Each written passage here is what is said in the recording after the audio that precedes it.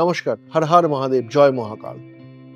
আজকালকার বহু বাচ্চাদের মধ্যে দেখা গেছে কোথায় খুব ডিপ্রেশনের শিকার হয় বাচ্চারা, সাংঘাতিকভাবে ডিপ্রেশনের শিকার।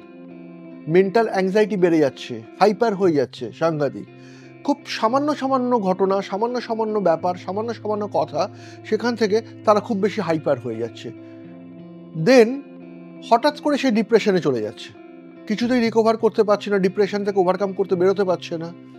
সাইকাটিক, সাইকোলজিস্ট, বিভিন্ন ট্রিটমেন্ট হচ্ছে, আদার্স মেডিকেল ট্রিটমেন্ট হচ্ছে, অলওয়েজ গুড ফর লাইফ, করাটা উচিত আমি মনে করি প্রত্যেকের। কিন্তু আপনারা একটু ভেবে দেখেছেন যে এই ডিপ্রেশনের রোগটা বা এই ডিপ্রেশনের জায়গাটা কিন্তু আজ থেকে কিন্তু কয়েকটা বছর আগেও খুব একটা শোনা যেত না। ডে টু ডে এটা খুব বেড়ে চলেছে এবং বাড়ছে, হু হু করে বাড়ছে সারা পৃথিবীতে। কেন? কারণটা কি? কারণটা যদি খুঁজতে হয়, আপনি দু তিনটে পথ আছে, জায়গা রয়েছে, সেখান থেকে আপনারা কারণটা খুঁজে পাবেন। প্রথম কথা হচ্ছে লাইফস্টাইল। তার পুরো লাইফস্টাইলটা দেখবেন, ফলো করুন যে লাইফস্টাইলটা কীভাবে লাইফটা লিড করছে, তার ফুড হ্যাবিট কী রয়েছে, তার ডে টু নাইট লাইফস্টাইলটা কীভাবে চলছে, সেটা ফলো করুন, বুঝতে পারবেন। সবসময় হাতে একটা মোবাইল, কন্টিনিউয়াসলি একটা মোবাইল হাতে, কিছু না কিছু কাজ চলছে, গান শোনা, গল্প করা, কথা বলা, কানে একটা অ্যাটাচমেন্ট, হাতের অ্যাটাচমেন্ট, কন্টিনিউ একটা long time. After effect and side effect. আর একটা side, astrological point of view and sense, আপনি ফলো করে দেখুন, আজকালকার বেশিরভাগ বাচ্চাদের মধ্যে মুন হাউস সাংঘাতিকভাবে এফেক্টেড হয়ে যাচ্ছে। সেটা কালের নিয়মে হতে পারে, কালের গতিতে হতে পারে, বর্তমান প্রজন্ম সময়ের জন্য হতে পারে, হোয়াট এভার, মুন হাউস সাংঘাতিকভাবে এফেক্টেড হয়ে যাচ্ছে। এবং moon house affected by dragon head, dragon tail, Saturn, Mars, whatever, যা কিছু নেগেটিভ যে প্ল্যানেটসগুলো রয়েছে, নেগেটিভ সাইডসগুলো রয়েছে, নেগেটিভ পজিশনগুলো রয়েছে, whatever connected by moon house. এই যে মুন হাউস যাদের যত বেশি এফেক্টেড হয়, তাদের লাইফে কিন্তু সেই বাচ্চারা তত বেশি ডিপ্রেশনে চলে যায়, মেন্টাল ব্যালেন্সটা হারিয়ে ফেলে। কারণ বেশি যখন ডিপ্রেশনে চলে যায় তখন মেন্টাল ব্যালেন্স হারিয়ে ফেলে। ন্যাচারাল কোর্সে কি হয়, তার লাইফের যে সমস্ত যে কর্মগুলো, কাজগুলো, সেগুলো প্রত্যেকটা কাজ ডিস্টার্বড হয়ে যায়। বাচ্চাদের কাজ কি? পড়াশোনা করা, স্টাডি, অ্যান্ড একটা ওবিডিয়েন্সি যেটাকে বলা হয়, সেই ওবিডিয়েন্সি কিন্তু খুঁজে পাচ্ছেন না বর্তমান প্রজন্ম বাচ্চাদের মধ্যে। ওবিডিয়েন্সি বলে কি জিনিস লাইফের ডিকশনারিতে নেই। প্রত্যেকেই একটা ছন্নছাড়া জীবন, daredevil life, don't care ভাব। অনেক বাবা মাকে বলতে শুনেছি যে এটা কি দিন এলো, কি ভেবে বড় করছি, কিভাবে বড় করছি বাচ্চাদের।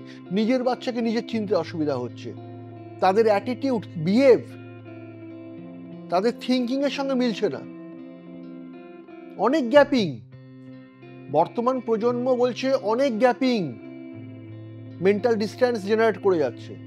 এই জায়গাটাকে রিকভার করার চেষ্টা করুন, প্রথম থেকে ধরার চেষ্টা করুন, জায়গাটাকে ওভারকাম করার চেষ্টা করুন। কারণ এটাকে যত কুইক আপনি ধরতে পারবেন, ক্যাপচার করতে পারবেন, ওভারকাম করতে পারবেন, আগামী দিনে ততটাই ভালো। না হলে কি হবে, একটা সময় আপনি দেখবেন আপনি একরকমভাবে পৃথিবীতে আপনি বাচ্চাকে বড় করেছেন, আপনার ভাবনা চিন্তা একরকমভাবে ছিল, সম্পূর্ণ তার উল্টো বড় ভাবনা চিন্তা নিয়ে তাকে আপনারা দেখছেন বা পাচ্ছেন। মানসিক কষ্ট আসে, নিজের মধ্যে নিজের কষ্ট আসে, ধিক্কার আসে। আজকাল প্রচুর বাবা মাকে দেখছি যে ফেস করছে প্রবলেম। আমি কন্টিনিউ দেখে যাচ্ছি এই জিনিসগুলো, চেম্বারে দেখছি কন্টিনিউ যে ভীষণভাবে ফেস করে যাচ্ছে প্রবলেম, অথচ তারা মনে হচ্ছে নিরুপায়, হোপলেস হয়ে গেছে। তাদের কাছে কোনো পথ সব বন্ধ মনে হচ্ছে যে আমি কিভাবে আমার বাচ্চাকে আমি ঠিক পথে নিয়ে আসবো, ঠিক জায়গায় নিয়ে আসবো। নেশা বেড়ে যাচ্ছে সাংঘাতিক রকমভাবে, অ্যাডিক্টেড। আর বলছি না পার্টিকুলার কোনো সাইডকে নিয়ে, বিভিন্ন সাইডে অ্যাডিকটেশন, আউট অফ কন্ট্রোল, নিজের ওপর নিজের কন্ট্রোল নেই, হারিয়ে ফেলছে নিজেকে। এবং এত বেশি নেশায় আসক্তি এবং মিথ্যা কথা বলার টেন্ডেন্সি, ভীষণভাবে মিথ্যা কথা বলার টেন্ডেন্সি, সত্যকে মিথ্যা, মিথ্যাকে সত্য, এত বেশি করাপশন মাইন্ডের মধ্যে এসে যাচ্ছে। এখনো সময় রয়েছে, লাইফস্টাইল চেঞ্জ করা দরকার, থিঙ্কিং চেঞ্জ করা দরকার, এবং সেটার জন্য একটা প্রপার কাউন্সিলিং দরকার, প্রপার গাইডলাইন দরকার, যে প্রপার গাইডলাইন অ্যান্ড কাউন্সিলিং একটা সুষ্ঠু এবং সুন্দর জীবন পেতে হেল্প করবে, সাহায্য করবে। আজকে এখানেই শেষ করব। হর হর মহাদেব, জয় মহাকাল বলে অ্যাস্ট্রো বাস্তু শ্রী জ্যোতির্ময় চ্যানেলটাকে সাবস্ক্রাইব করবেন, বেল আইকন প্রেস করবেন, নোটিফিকেশন দেবেন, লাইক করবেন, অ্যান্ড আপডেট পাওয়ার জন্য শ্রী জ্যোতির্ময়ের সঙ্গে চলবেন। নমস্কার। জীবন মানে এগিয়ে চলা, জীবন মানে কিন্তু থেমে যাওয়া নয়। কিন্তু আমরা বহুবারই দেখি, আমরা বিভিন্ন গল্প, কবিতা, উপন্যাস সব কিছুর মধ্যে দেখি যে জীবনের কত রকম জটিলতা থাকে। সেই জটিলতা থাকে সম্পর্কের, সেই জটিলতা থাকে এগিয়ে চলার, সেই জটিলতা থাকে কেরিয়ার নিয়ে, অর্থাৎ নিজের জীবনকে সঠিকভাবে সুস্থভাবে উপস্থাপন করার। এই নিয়ে আমাদের এই সমস্যা থেকেই যায়। কিন্তু সমস্যার মধ্যেও সমাধানের যদি জ্যোতি থাকে তখনই তো হয় জীবন জ্যোতি। তাই এই জীবন জ্যোতি অনুষ্ঠান আপনাদের সমস্যার সমাধানের উদ্দেশ্যে। আর যেখানে রয়েছেন শ্রী জ্যোতির্ময়, সেখানে সমস্যা নিয়ে ঘাবড়ানোর কোনো জায়গাই নেই। আর জায়গা নেই বলে আজ আরেক বন্ধুকে নিয়ে আপনাদের সামনে আছে, যিনি শ্রী জ্যোতির্ময়ের কাছে এসেছিলেন তার একটি সমস্যা নিয়ে।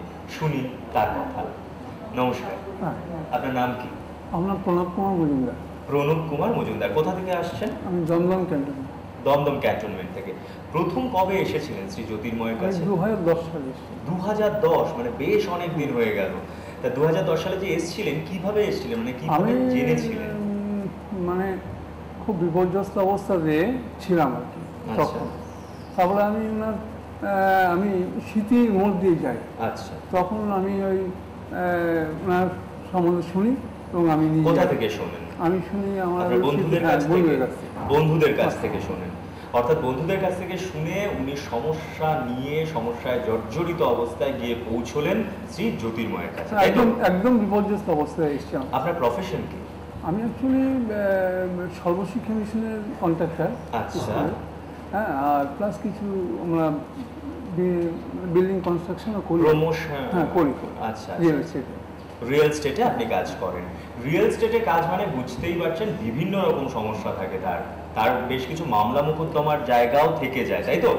সব কিছু নিয়ে কি এসেছিলেন? হ্যাঁ, যখন এসেছিলাম তখন আমার ঘরে প্রায় 5খানা সাবজুডিস কেস ছিল। 5খানা?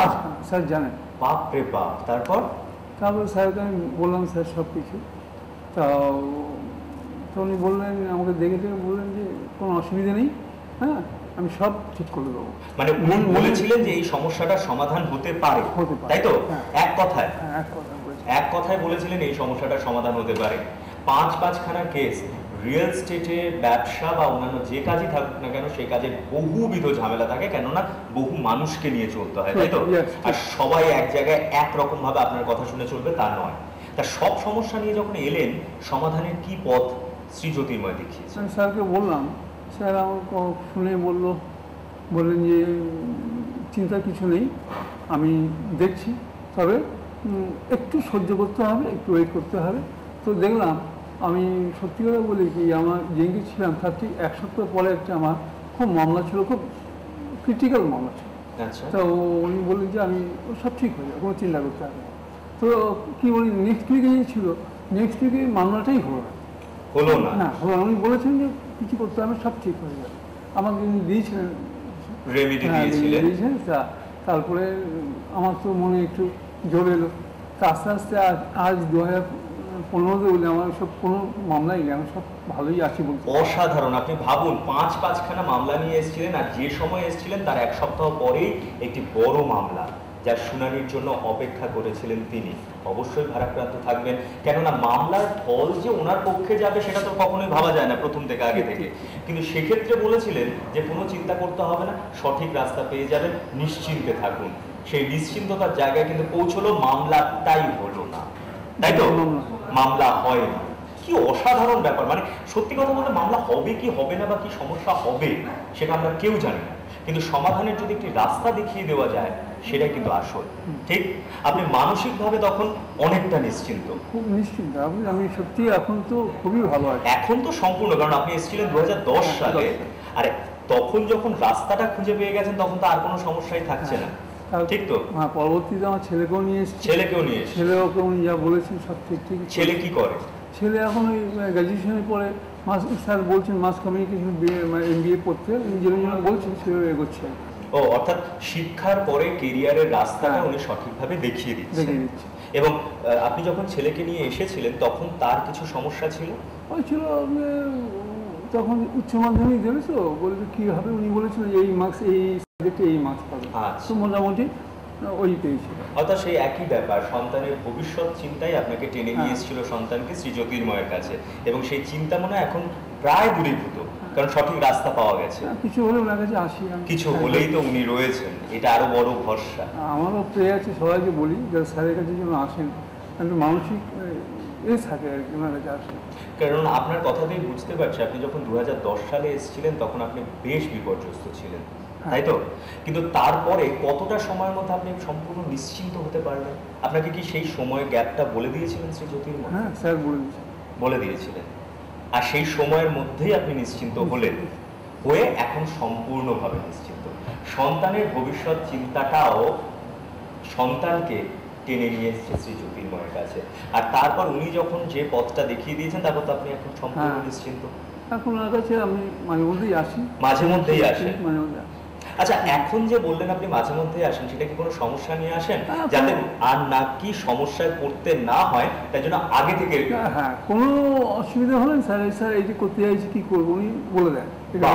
অর্থাৎ কিনা কোনো একটা শুভ কাজ বা যে কোনো কাজের ইনিশিয়েশন সেটা ঠিক হবে কিনা, প্রদীপটা এখানে জ্বলবে কিনা। আপনারা একটা সোজা কথা ভেবে দেখুন তো, ধরুন প্রদীপের তেল আছে, সলতে আছে, হঠাৎ করে খুব বৃষ্টি হয়ে গেল, সেই প্রদীপটা কি জ্বালানো সম্ভব হবে?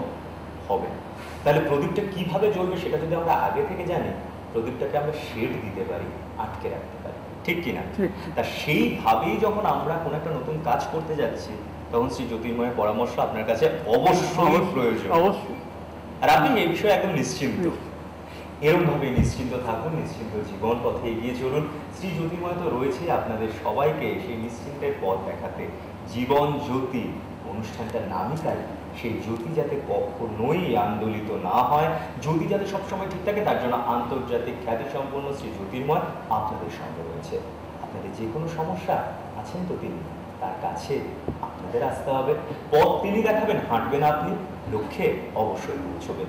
সেই লক্ষ্যের পথেই চলুন, এই নিয়ে আজকের এই অনুষ্ঠান এখানে শেষ করছি। নমস্কার।